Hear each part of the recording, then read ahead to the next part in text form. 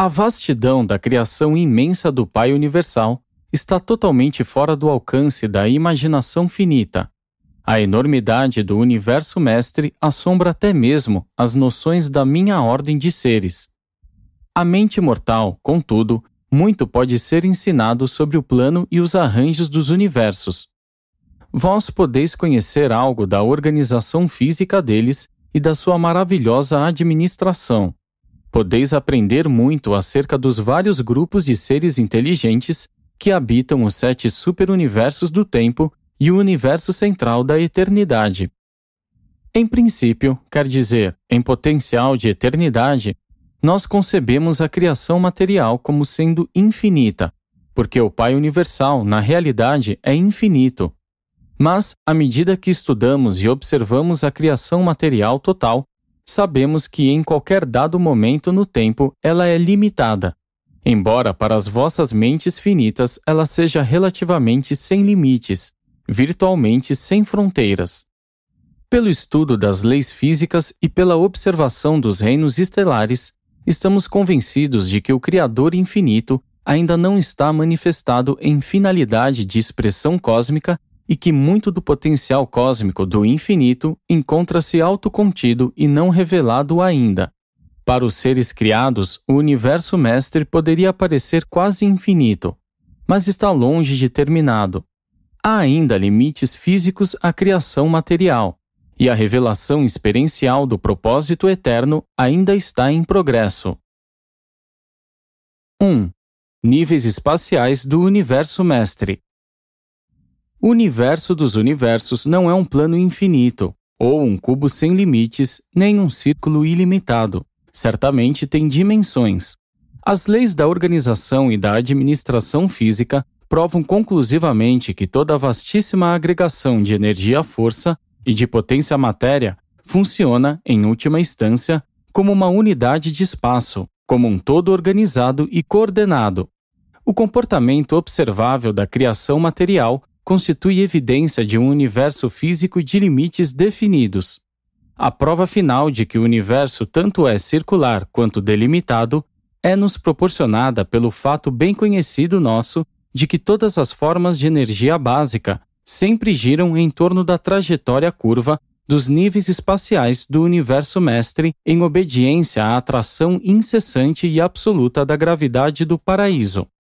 Os níveis sucessivos do espaço do Universo Mestre constituem as maiores divisões do espaço preenchido, a criação total, organizada e parcialmente habitada, ou ainda a ser organizada e habitada. Se o Universo Mestre não fosse uma série de níveis de espaços elípticos, de menor resistência ao movimento, que se alternam com zonas de quiescência relativa, nós conceberíamos que uma parte das energias cósmicas seria disparada, de modo observável, para um alcance infinito, em linha reta no espaço, sem rotas. Mas nunca observamos a força, a energia ou a matéria comportando-se assim. Elas sempre rodam, girando sempre para frente, nas trilhas das grandes órbitas espaciais. Partindo do paraíso para fora, na extensão horizontal do espaço preenchido, o Universo Mestre consiste em 6 elipses concêntricas, e os níveis de espaço que rodeiam a ilha central são: 1. O Universo Central, Avona. 2. Os 7 superuniversos. 3. O primeiro nível do espaço exterior. 4. O segundo nível do espaço exterior. 5. O terceiro nível do espaço exterior. 6. O quarto nível ou o nível mais exterior do espaço. Avona, o Universo Central, não é uma criação no tempo. Tem uma existência eterna. Este universo sem começo e sem fim no tempo consiste em 1 bilhão de esferas de perfeição sublime e é rodeado de enormes corpos escuros de gravidade. No centro de Avona está a Ilha do Paraíso, estacionária e absolutamente estabilizada, rodeada dos seus 21 satélites. Devido às enormes massas dos corpos escuros de gravidade que a rodeiam, no limite do Universo Central, a quantidade de massa dessa criação central é muito maior do que a massa conhecida de todos os 7 setores do grande universo. O sistema Paraíso-Avona, o universo eterno ao redor da Ilha Eterna, constitui o núcleo eterno e perfeito do universo mestre. Todos os 7 superuniversos e todas as regiões do espaço exterior giram em órbitas estabelecidas em torno da agregação gigantesca central dos satélites do Paraíso e das esferas de Avona. Os 7 superuniversos não são organizações físicas primárias. Em nenhum local, as suas fronteiras dividem uma família nebular, e também não cruzam nenhum universo local a unidade principal de criação. Cada superuniverso é simplesmente um agrupamento de espaço geográfico de cerca de 1/7 da criação pós-Avona organizada e parcialmente habitada, e cada um deles é mais ou menos igual aos outros, pelo número de universos locais que abrangem e pelo espaço que lhes correspondem. Nébadon, o vosso universo local, é uma das mais recentes criações, dentro de Orvonton, o 7º superuniverso. O grande universo é a criação atual, já organizada e habitada. Consiste em 7 superuniversos com um potencial evolucionário agregado de cerca de 7 trilhões de planetas habitados, sem mencionar as esferas eternas da criação central. Mas essa estimativa experimental não leva em conta as esferas arquitetônicas administrativas, nem inclui os grupos exteriores e remotos de universos não organizados. A fronteira atual irregular do grande universo, a sua periferia desigual e inacabada, juntamente com a condição tremendamente incerta de todo o plano astronômico, sugere aos nossos astrônomos que mesmo os 7 superuniversos estejam incompletos ainda. À medida que nos movemos de dentro para fora do centro divino, em qualquer direção, chegamos finalmente aos limites externos da criação organizada e habitada. Chegamos aos limites exteriores do grande universo. E é próximo dessa fronteira externa, em um canto afastado dessa criação magnífica, que o vosso universo local tem a sua movimentada existência. Os níveis do espaço exterior, bem afastados no espaço, a uma distância enorme dos 7 superuniversos habitados, estão se acumulando órbitas de vastas e inacreditavelmente estupendas de força e de energias que se materializam. Entre os circuitos de energia dos 7 superuniversos e esse gigantesco cinturão exterior de atividade de força, há uma zona espacial de relativa quietude, cuja largura varia dentro de uma média de 400.000 anos-luz. Essas zonas do espaço são isentas de poeira estelar, a neblina cósmica. Os nossos estudiosos desses fenômenos estão em dúvida quanto à condição exata das forças espaço existentes nessa zona de relativa quietude, que rodeia os 7 superuniversos. Mas, a cerca de 500 mil de anos-luz, para além da periferia do presente grande universo, observamos o começo de uma zona de inacreditável ação de energia que cresce em volume e intensidade, por mais de 25 milhões de anos-luz. Essas enormes rodas de forças energizantes estão situadas no primeiro nível do espaço exterior, que é um cinturão contínuo de atividade cósmica rodeando toda a criação conhecida, organizada e habitada.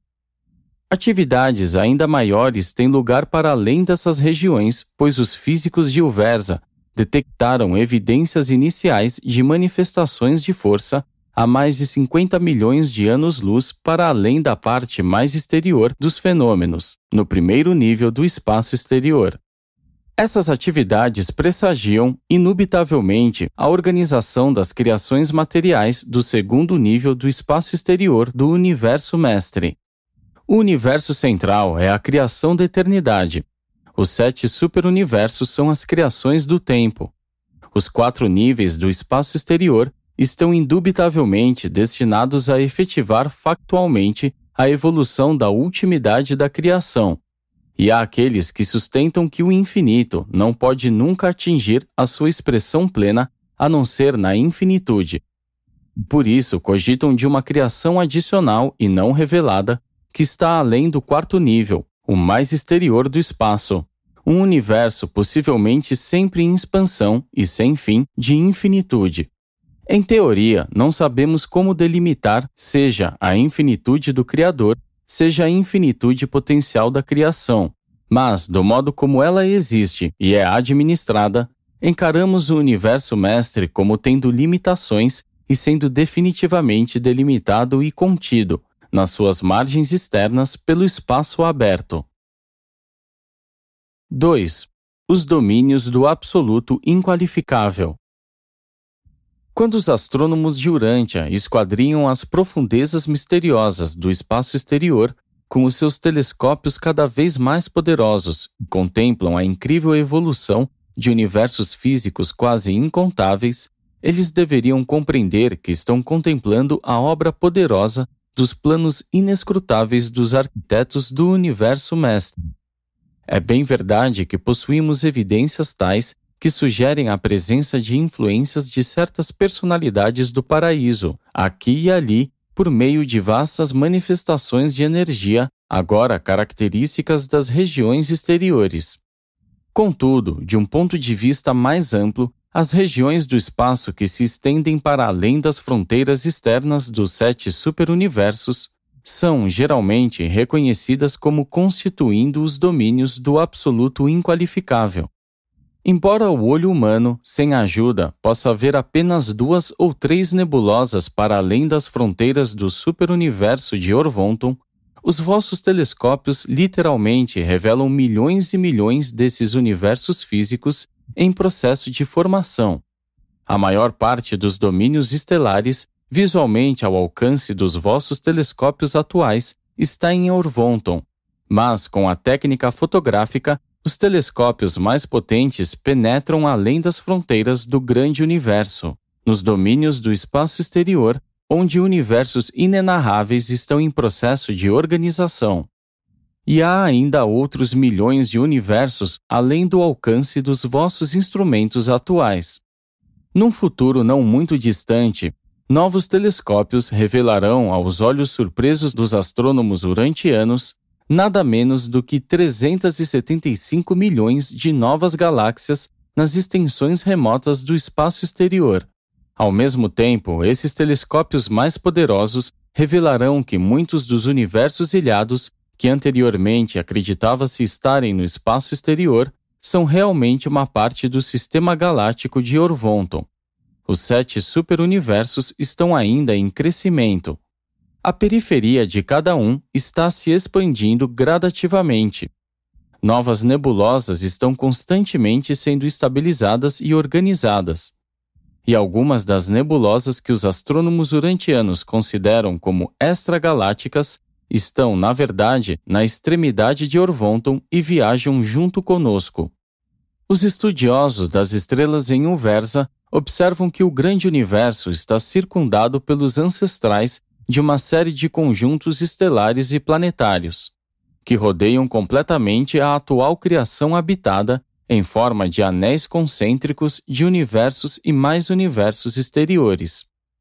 Os físicos de Uversa calculam que a energia e a matéria dessas regiões exteriores, ainda não mapeadas, já superam, em muitas vezes, a massa material total e a carga energética abrangida por todos os 7 superuniversos. Estamos informados de que a metamorfose da força cósmica, nesses níveis do espaço exterior, é uma função dos organizadores da força do paraíso. Sabemos também que essas forças são as ancestrais das energias físicas, que no presente ativam o grande universo. Os diretores de potência de Orvonton, contudo, nada têm a ver com esses domínios muito distantes. Tampouco os movimentos de energia discerníveis ali estão conectados aos circuitos de potência das criações organizadas e habitadas.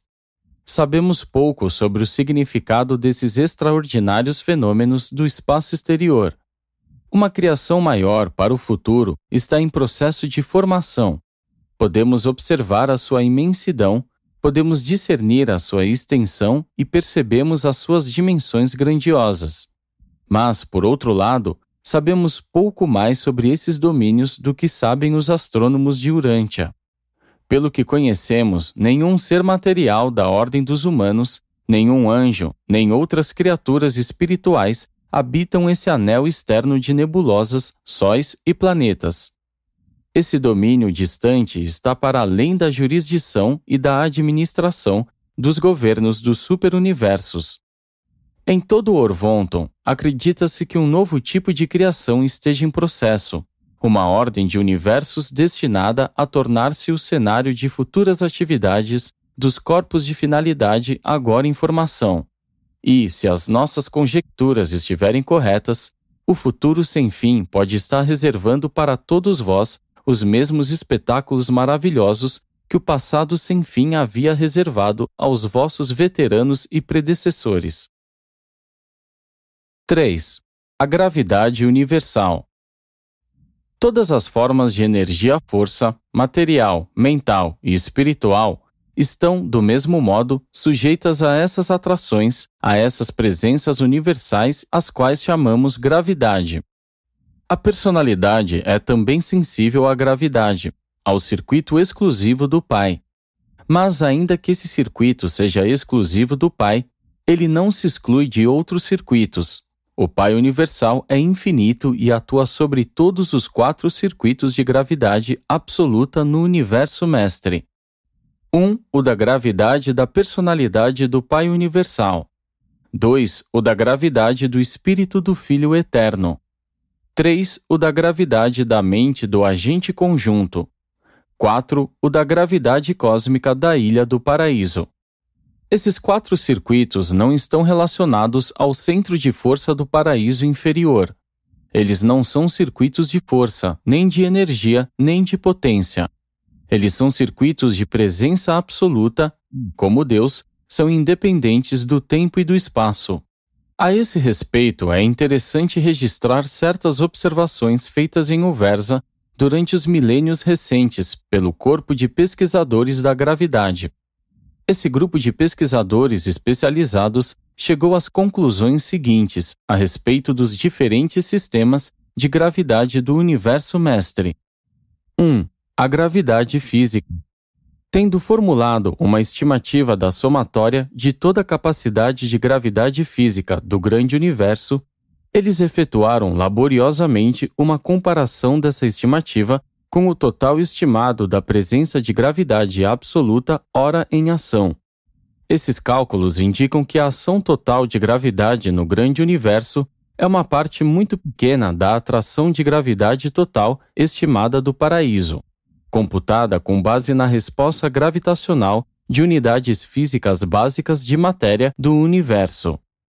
Esses pesquisadores chegam à conclusão espantosa de que o universo central e os 7 superuniversos que o cercam estão, no presente, fazendo uso apenas de cerca de 5% do funcionamento ativo da atração da gravidade absoluta do paraíso. Em outras palavras, no presente momento, cerca de 95% da ação de gravidade cósmica ativa da Ilha do Paraíso, computados nessa teoria da totalidade, estão empenhados em controlar os sistemas materiais que se situam além das fronteiras dos universos organizados atualmente. Todos esses cálculos referem-se à gravidade absoluta. A gravidade linear é um fenômeno interativo que pode ser computado apenas quando se conhece a gravidade verdadeira do paraíso. 2. A gravidade do espírito. Pela mesma técnica de estimativa e de cálculo comparativo, os pesquisadores exploraram a capacidade de reação atual da gravidade espiritual e, com a cooperação dos mensageiros solitários e outras personalidades do espírito, chegaram a um valor para a soma da gravidade espiritual ativa da segunda fonte centro.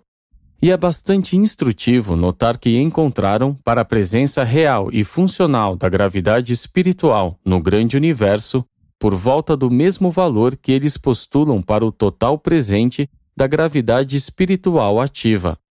Em outras palavras, no momento presente, observa-se que praticamente toda a gravidade espiritual do Filho Eterno, computada nessa teoria com base nos totais, funciona no grande universo. Se os valores encontrados forem confiáveis, podemos concluir que os universos, ora em evolução, no espaço exterior, no momento presente, são totalmente não espirituais. E sendo verdade, isso poderia explicar, satisfatoriamente, que os seres dotados de espírito possuem pouca ou nenhuma informação sobre essas vastas manifestações de energia, além do fato de saberem da sua existência física. 3. A gravidade da mente. Pelos mesmos princípios de computação comparativa, os pesquisadores abordaram o problema da presença e da resposta à gravidade mental. A estimativa da unidade de mente foi conseguida pela média de 3 tipos de mentalidade material e de 3 tipos de mentalidade espiritual, se bem que o tipo de mente encontrada nos diretores de potência e nos seus colaboradores tenha comprovado ser um fator perturbador do esforço de chegar a uma unidade básica para o cálculo da gravidade mental. Pouco havia que impedisse a estimativa da capacidade atual da terceira fonte centro para a função da gravidade da mente, de acordo com essa teoria da totalidade. Embora, nesse caso, o que ficou constatado não seja tão conclusivo quanto foram as estimativas para a gravidade física e a espiritual, considerando-se comparativamente, até que é tudo bastante instrutivo e intrigante mesmo. Os pesquisadores deduziram que cerca de 85% da reação de resposta de gravidade mental à atração intelectual do agente conjunto tem a sua origem no grande universo existente. Isso sugeriria a possibilidade de que haja atividades mentais que estejam envolvidas com as atividades físicas observáveis, ora em andamento, nos domínios do espaço exterior. Embora essa estimativa esteja provavelmente muito longe de ser precisa, ela concorda, em princípio, com a nossa crença de que organizadores inteligentes de força, no presente, estejam dirigindo a evolução do universo nos níveis do espaço para além dos limites exteriores atuais do grande universo. Qualquer que seja a natureza dessa suposta inteligência, ela aparentemente não apresenta resposta de sensibilidade à gravidade do espírito. Todavia, todos esses cômputos são, no melhor dos casos, estimativas baseadas em leis pressupostas. Julgamos que sejam razoavelmente confiáveis. Ainda que apenas uns poucos seres espirituais estivessem localizados no espaço exterior, a sua presença coletiva não iria influenciar de modo marcante os cálculos que envolvem medidas tão enormes. A gravidade da personalidade não é calculável. Reconhecemos o seu circuito, mas não podemos medir realidades qualitativas ou quantitativas que sejam sensíveis a ela. 4. O espaço e o movimento. Todas as unidades de energia cósmica estão em rotação primária e, enquanto giram nas suas órbitas universais, estão empenhadas na execução da sua missão.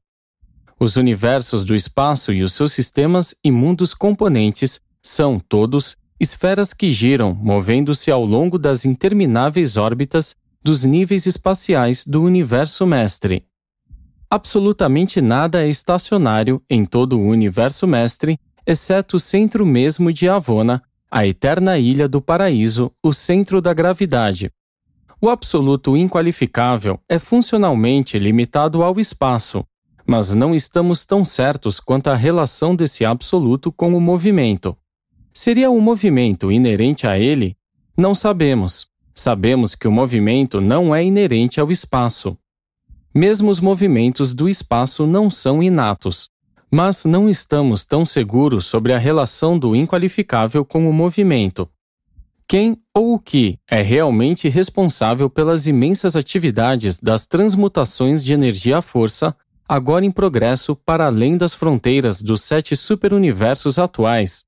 No que concerne à origem do movimento, nós temos as seguintes opiniões. 1. Julgamos que o agente conjunto dê início ao movimento no espaço. 2. Se o agente conjunto produz os movimentos do espaço, nós não podemos provar. 3. O absoluto universal não origina o movimento inicial, mas equaliza e controla todas as tensões originadas pelo movimento. No espaço exterior, os organizadores da força, aparentemente, são responsáveis pela produção das gigantescas rodas do universo, que estão agora em processo de evolução estelar, mas a sua capacidade de funcionar assim deve ter sido viabilizada por alguma modificação da presença espacial do absoluto inqualificável. O espaço, do ponto de vista humano, é nada negativo. Existe apenas enquanto relacionado a alguma coisa positiva e não espacial. Contudo, o espaço é real. Ele contém e condiciona o movimento, e até se move. Os movimentos do espaço podem ser, grosso modo, classificados como se segue. 1. O movimento primário. A respiração do espaço, o movimento do próprio espaço. 2. O movimento secundário. As oscilações alternadas de direção dos níveis espaciais sucessivos. 3. Os movimentos relativos. Relativos no sentido de que eles não são avaliados tomando o paraíso como base. Os movimentos primários e os secundários são absolutos. São movimentos em relação ao paraíso imóvel. 4. O movimento compensatório ou correlato, destinado a coordenar todos os outros movimentos. A relação atual do vosso Sol e dos planetas ligados a ele, ainda que revelando muitos movimentos relativos e absolutos no espaço, tende a dar a impressão aos observadores astronômicos de que vós estáis relativamente estacionários no espaço, e de que os conjuntos e sucessões estelares circundantes voam para fora com velocidades sempre crescentes, à medida que os vossos cálculos continuam o espaço afora. Mas esse não é o caso. Vós deixais de reconhecer a expansão uniforme atual, para fora, das criações físicas de todo o espaço preenchido. A vossa própria criação local, Nébadon, participa desse movimento de expansão universal para fora. Todos os 7 superuniversos participam do ciclo de 2 bilhões de anos de respiração do espaço, junto com as regiões exteriores do universo mestre. Quando os universos se expandem e se contraem, as massas materiais no espaço preenchido movem-se alternadamente contra e a favor da atração da gravidade do paraíso. O trabalho que é feito para mover as massas de energias materiais da criação é trabalho de espaço e não trabalho de energia-potência. Ainda que as vossas estimativas espectroscópicas para as velocidades astronômicas sejam razoavelmente confiáveis, quando aplicadas aos domínios estelares pertinentes ao vosso superuniverso e aos superuniversos a ele adjacentes, tais estimativas, com referência aos domínios do espaço exterior, não são totalmente confiáveis. As linhas espectrais são descoladas do normal para o violeta por uma estrela que se aproxima. Do mesmo modo, essas linhas são descoladas para o vermelho por uma estrela que se distancia. Muitas influências interpõem-se para fazer parecer que a velocidade de distanciamento dos universos exteriores aumenta em uma proporção de mais de 160 km por segundo para cada milhão de anos-luz de aumento na sua distância. Por esse método de cálculo, e quando houver telescópios mais poderosos, parecerá que esses sistemas muito distantes estejam se afastando mais dessa parte do universo a inacreditável proporção de mais de 50.000 km por segundo. Mas essa velocidade aparente de afastamento não é real. Resulta de inúmeros fatores de erro, abrangendo ângulos de observação e outras distorções de espaço-tempo. A maior de todas as distorções, contudo, surge porque os vastos universos do espaço exterior, nos domínios próximos aos dos 7 superuniversos, parecem estar girando em uma direção oposta àquela do grande universo. Isto é, essas miríades de nebulosas, sóis e esferas que as acompanham estão, no momento, girando no sentido horário em volta da criação central. Os 7 superuniversos giram em torno do paraíso em uma direção anti-horária. Parece que o segundo universo exterior de galáxias e também os 7 superuniversos giram no sentido anti-horário em torno do paraíso, e os observadores astronômicos de Uversa pensam detectar em um terceiro cinturão exterior no espaço longínquo a evidência de movimentos giratórios que estão começando a exibir tendências direcionais de natureza horária. É provável que essas direções alternadas de procissões sucessivas no espaço dos universos tenham algo a ver com a técnica de gravidade empregada pelo Absoluto Universal no interior do Universo Mestre, a qual consiste em uma coordenação de forças e uma equalização de tensões espaciais.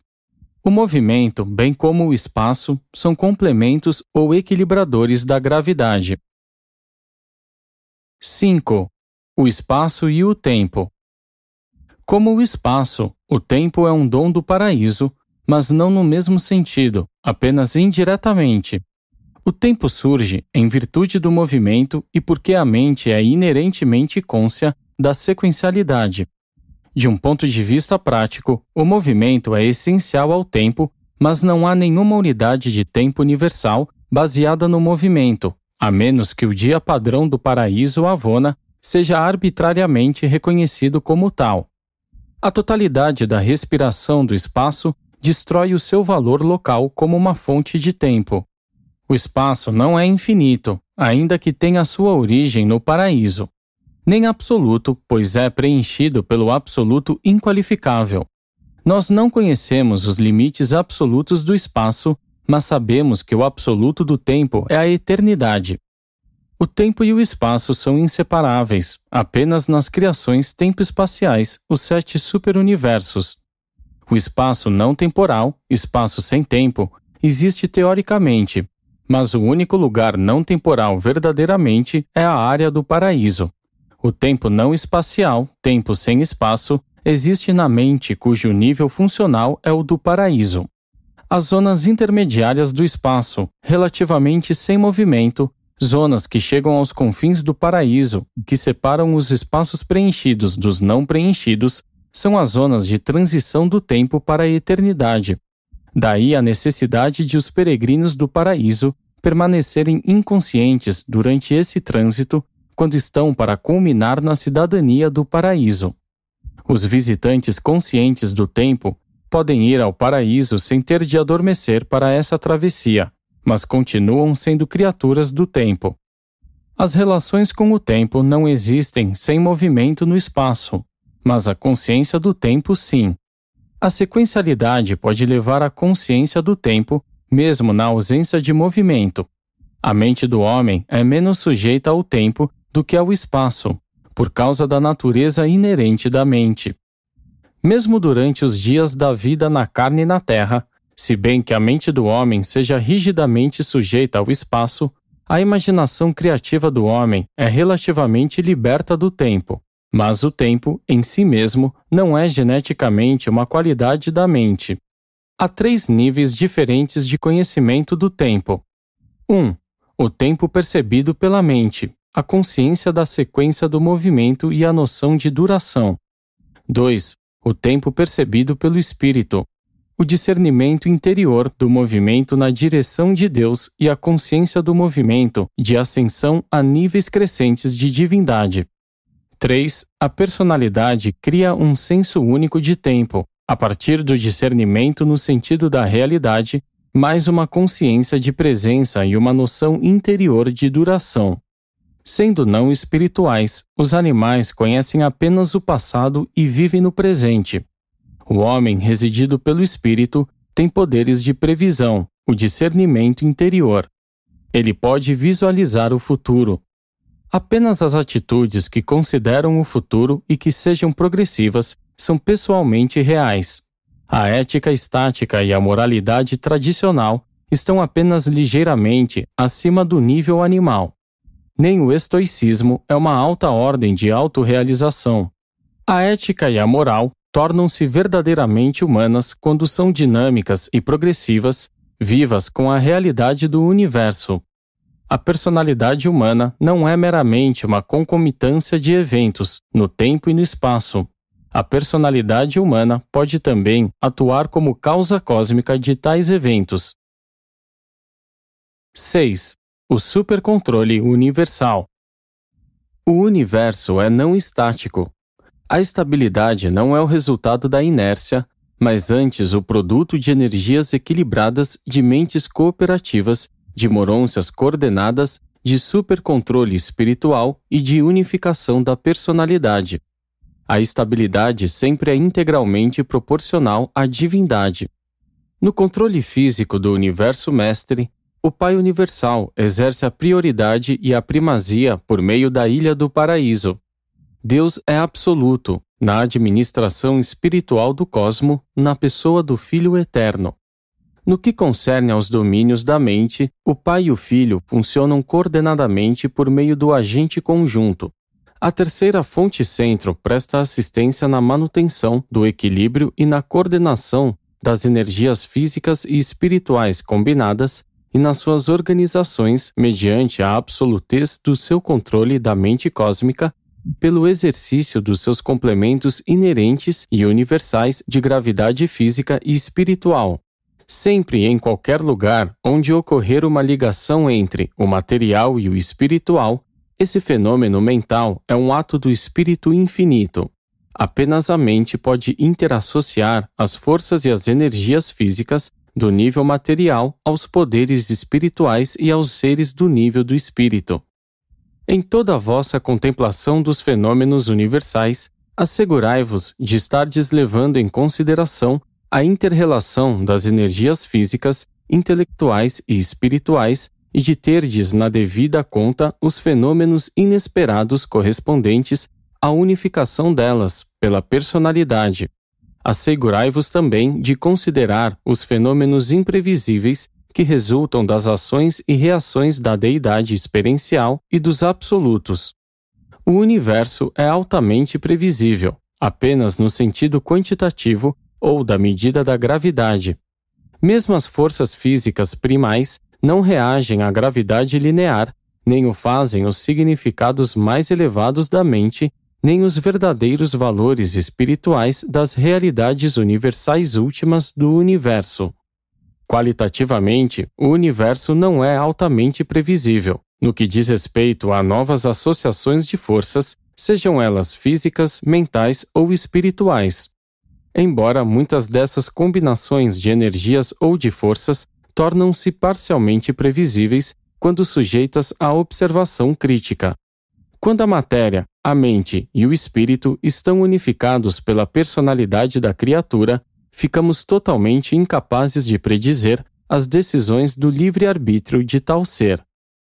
Todas as fases da força primordial, o espírito nascente ou outras ultimidades não pessoais parecem reagir de acordo com certas leis relativamente estáveis, mas desconhecidas, e são caracterizadas por uma latitude de atuação e uma elasticidade de resposta frequentemente desconcertantes quando encontradas nos fenômenos de uma situação circunscrita e isolada.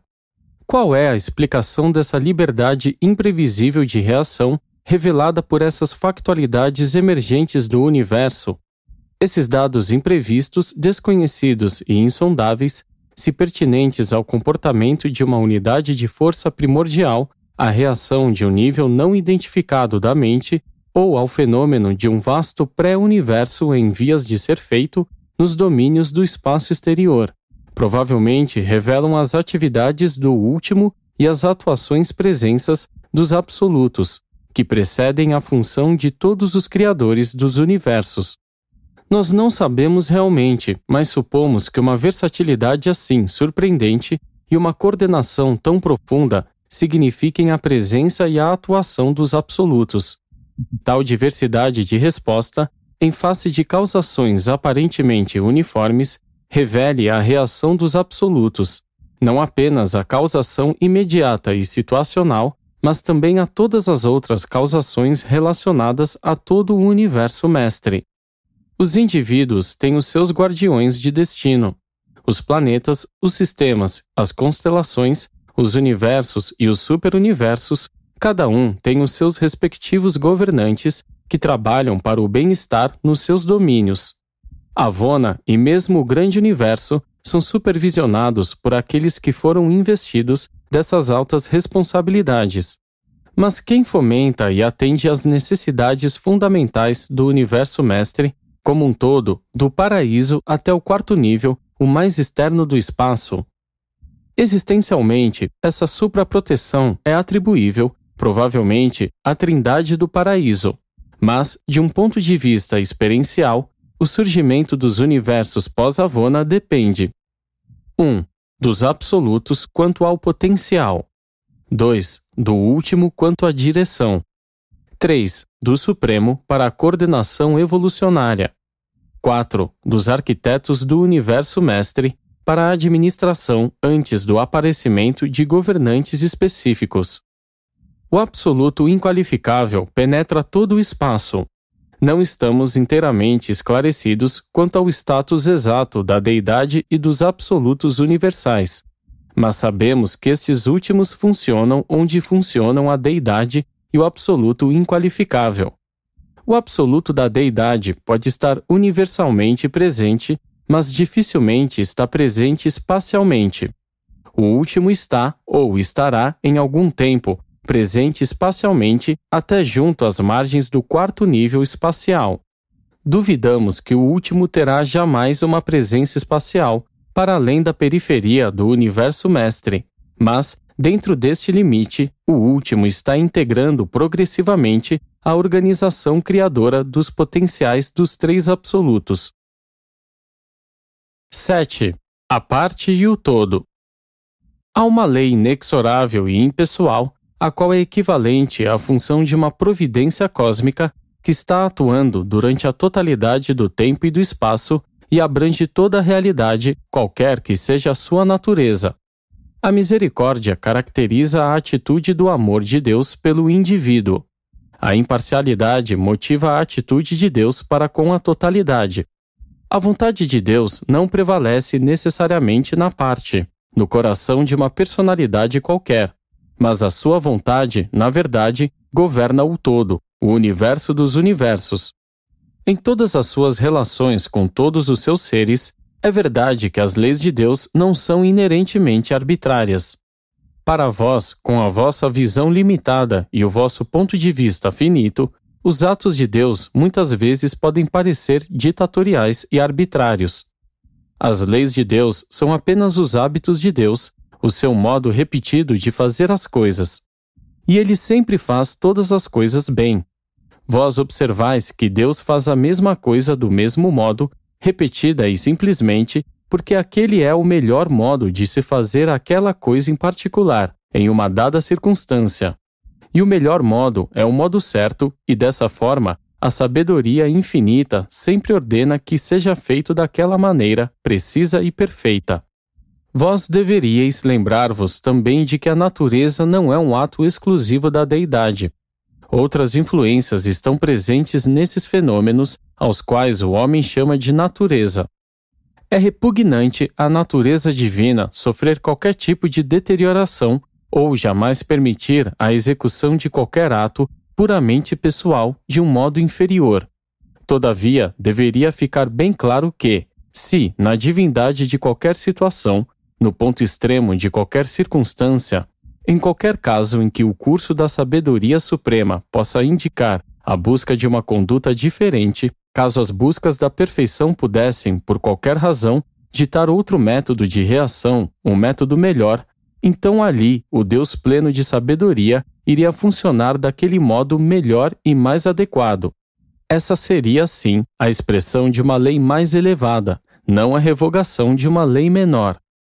Deus não é um escravo, por meio do hábito, à repetição crônica dos seus próprios atos voluntários. Não há conflito entre as leis do infinito.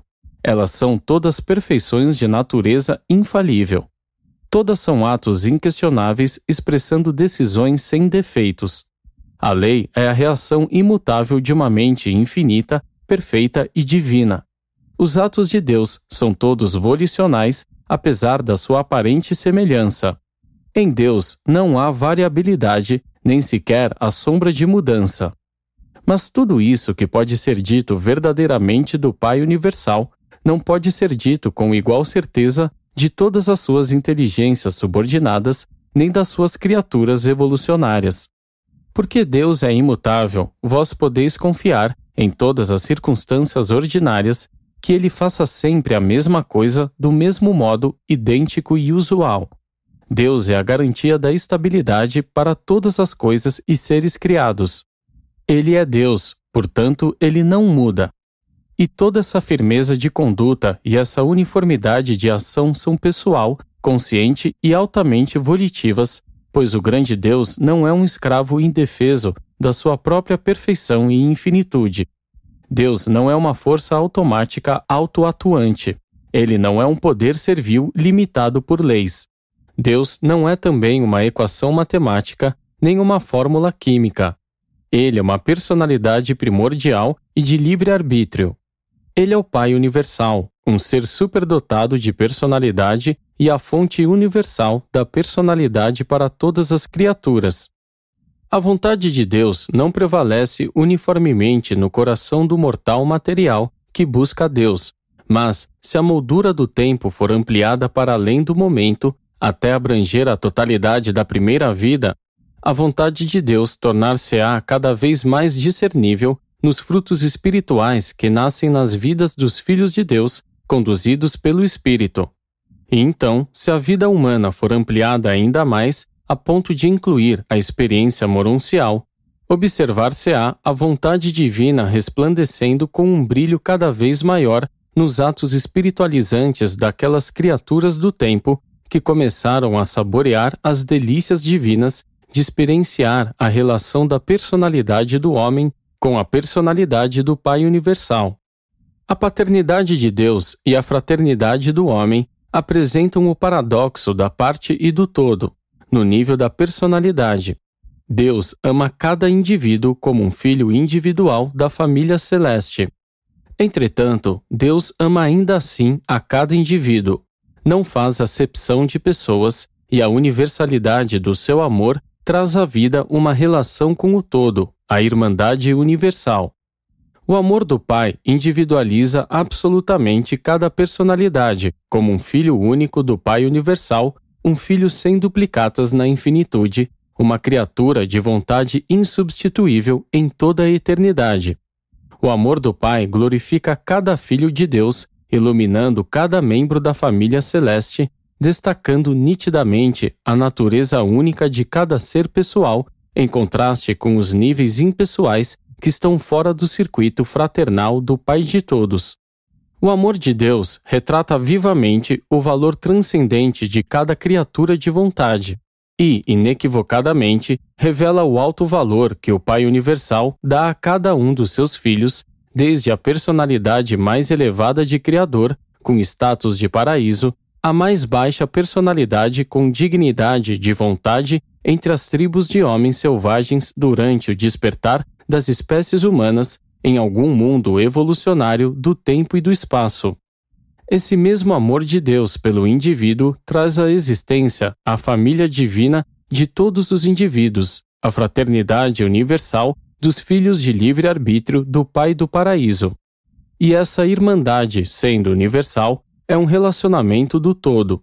A fraternidade, quando universal, revela não a relação de cada um, mas a relação do todo.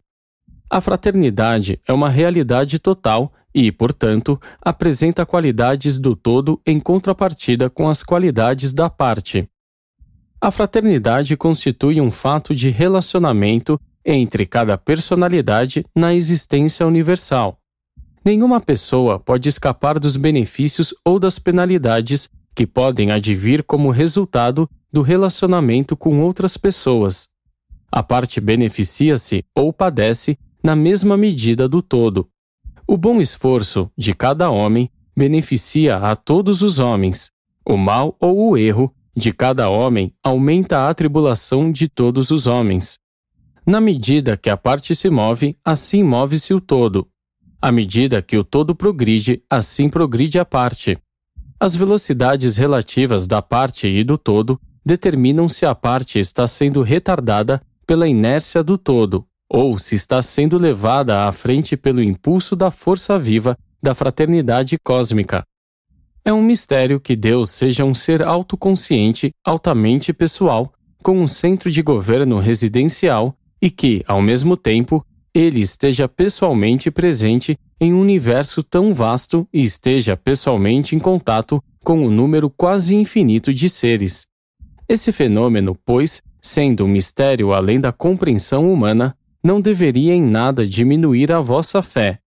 Não permitais que a grandeza da infinitude, que a imensidão da eternidade e que a grandiosidade e a glória do incomparável caráter de Deus vos façam vacilar, que vos desencorajem ou vos desalentem, pois o Pai não está longe de cada um de vós.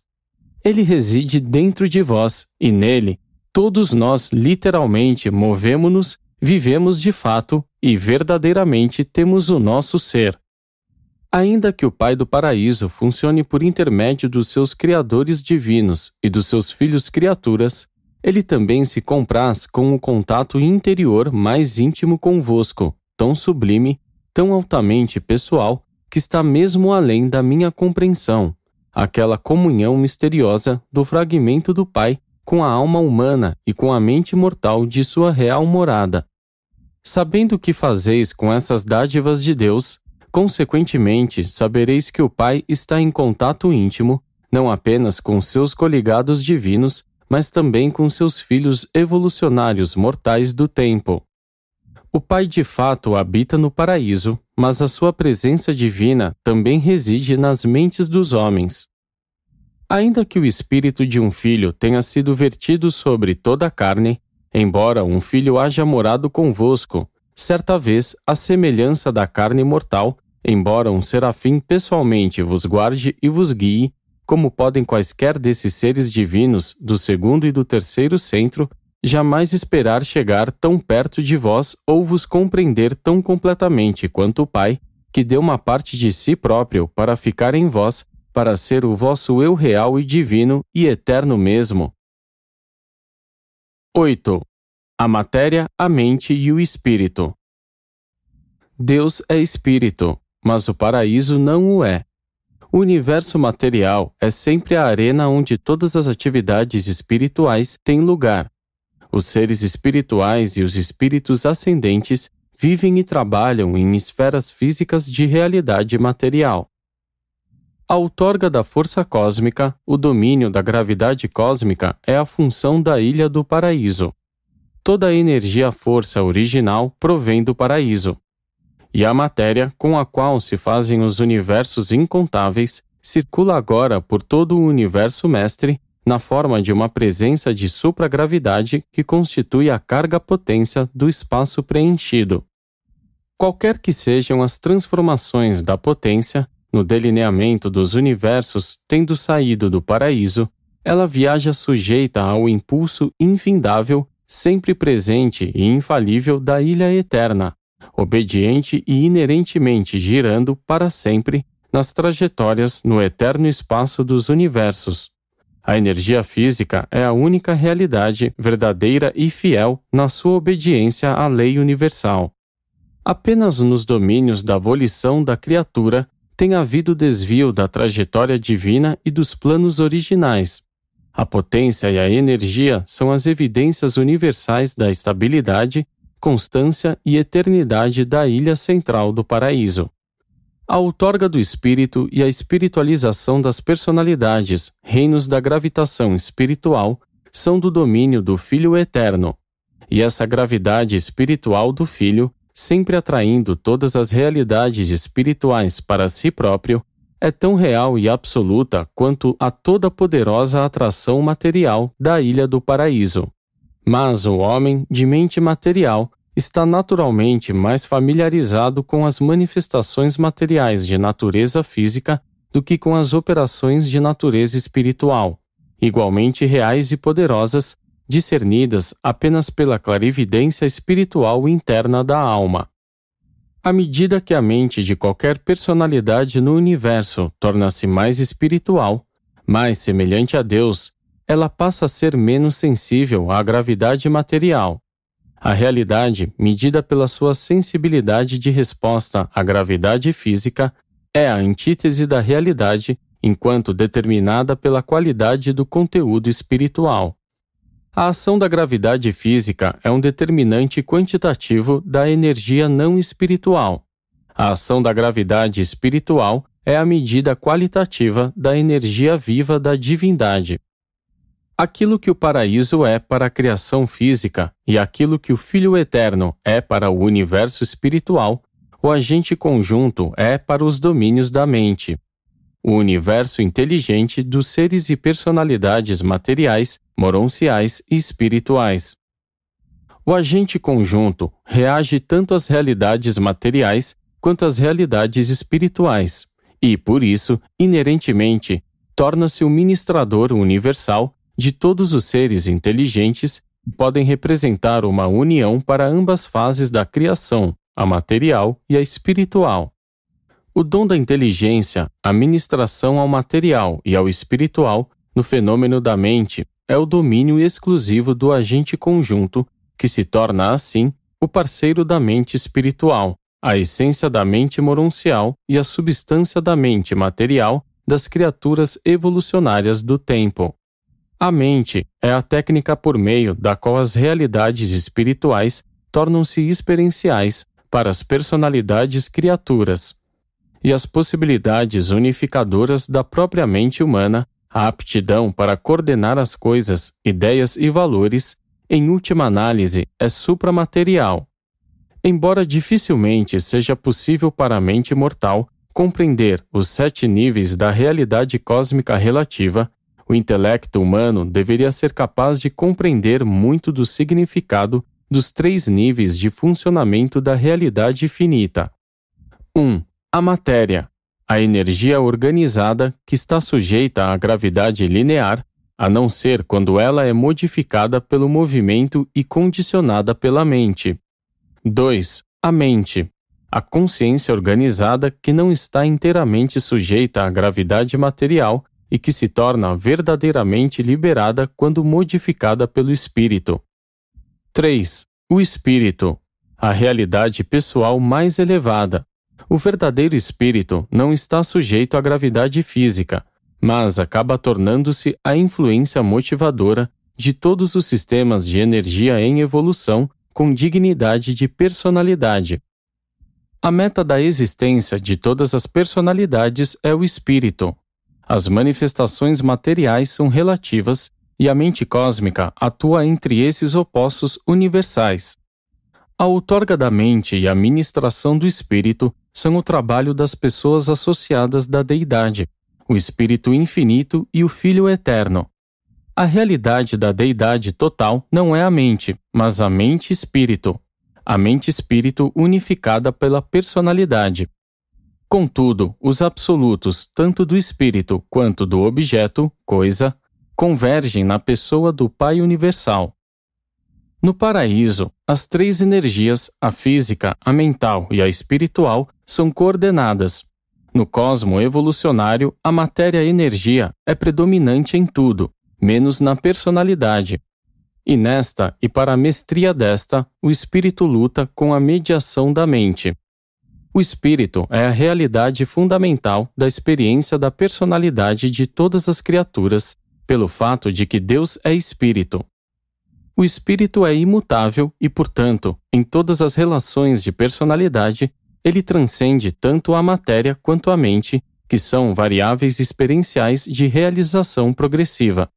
Na evolução cósmica, a matéria torna-se uma sombra filosófica lançada pela mente, em presença da luminosidade espiritual do esclarecimento divino. Entretanto, isso não invalida a realidade da energia matéria.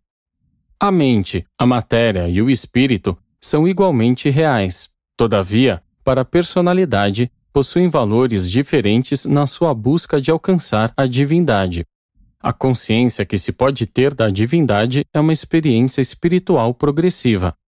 Quanto mais brilhante o resplendor da personalidade espiritualizada, o Pai no universo, o fragmento de personalidade espiritual potencial na criatura individual, maior a sombra lançada pela mente que atua sobre a investidura material.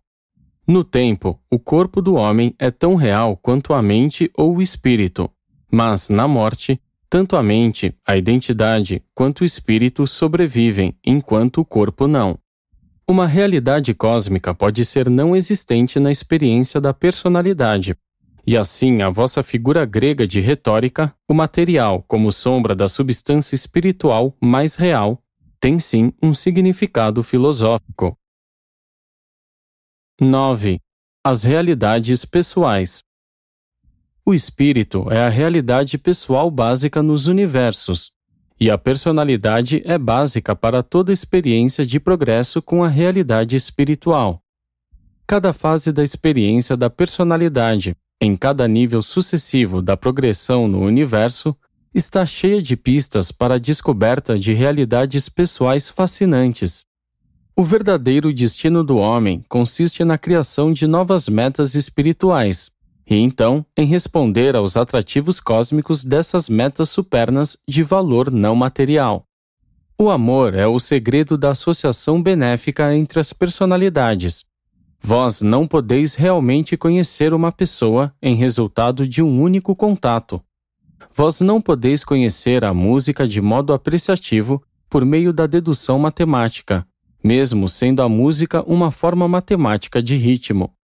O número designado para um assinante subscritor de um telefone não identifica a personalidade desse assinante, de nenhum modo, nem significa qualquer coisa a respeito do seu caráter. A matemática, uma ciência material, é indispensável à conversa inteligente sobre os aspectos materiais do universo, mas tal conhecimento não é necessariamente uma parte da realização mais elevada da verdade nem da apreciação pessoal de realidades espirituais. Não apenas nos domínios da vida, mas até mesmo no mundo da energia física, a soma de duas ou mais coisas é, muitas vezes, algo mais do que, ou algo diferente, das previsíveis consequências aditivas simples de tais uniões.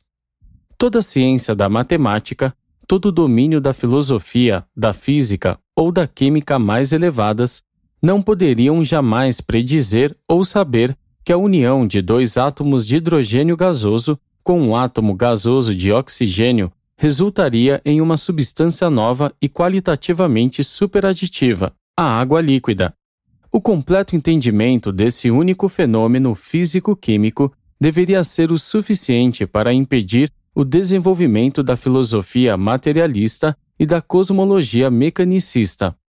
A análise técnica não revela o que uma pessoa ou coisa pode fazer. Por exemplo, a água é usada efetivamente para extinguir o fogo. Que a água irá apagar o fogo é um fato da experiência cotidiana, mas nenhuma análise jamais feita da água poderia revelar tal propriedade. A análise determina que a água é composta de hidrogênio e oxigênio. Um estudo posterior desses elementos apenas revela que o oxigênio é o real sustentador da combustão e que o hidrogênio irá por si mesmo queimar livremente. A vossa religião está se tornando real porque está emergindo da escravidão do medo e da prisão da superstição. A vossa filosofia luta pela emancipação do dogma e da tradição. A vossa ciência está empenhada em uma disputa antiga entre a verdade e o erro, enquanto luta para libertar-se da limitação da abstração, da escravidão da matemática e da relativa cegueira do materialismo mecanicista. O homem mortal tem um núcleo espiritual. A mente é um sistema de energia pessoal que existe em torno de um núcleo espiritual divino e que funciona em um ambiente material.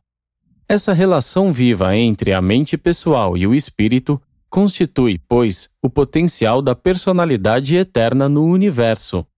O problema verdadeiro, o desapontamento duradouro, a derrota séria ou a morte inescapável só podem advir depois que os conceitos egocêntricos tiverem tido a arrogância de deslocar totalmente o poder dominante do núcleo espiritual central, destruindo assim o esquema cósmico de identidade da personalidade.